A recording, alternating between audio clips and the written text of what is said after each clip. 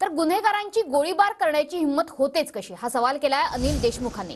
राज्यातील कायदा आणि सुव्यवस्था रसातळाला गेली आहे। गृहमंत्र्यांनी राज्यातील कायदा आणि सुव्यवस्थेकडेही लक्ष द्यायला हवं। अनिल देशमुखांनी देवेंद्र फडणवीसांवर ही टीका केली आहे।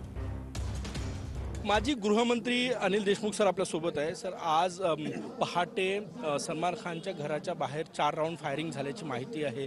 माजी गृहमंत्री म्हणून कसं बघतो? असं आहे की सध्या कायदा सुव्यवस्थेची परिस्थिती महाराष्ट्रामध्ये कशी आहे सर्वांना कल्पना आहे आणि त्याच्याच पद्धतीनं अशा ज्या घटना घडतात। आज प्रसिद्ध अभिनेते सलमान खान यांच्या घरासमोर सुद्धा 2 इंचमानी जाऊन तिथं फायरिंग केलं। म्हणजे अशा पद्धतीनं घटना करण्याची या लोकांची हिंमत कशी होते, हा सर्वात मोठा प्रश्न आहे। आणि अशा घटना फक्त आजच नाही आहेत, बऱ्याच अशा घटना त्यानिमित्तानं होत आहेत। त्याच्यामुळे महाराष्ट्राची कायदा सुव्यवस्था आणि तेही या निवडणुकीच्या काळामध्ये चांगली राहिली पाहिजे, ही गृहमंत्री आणि राज्य शासनाची जबाबदारी आहे।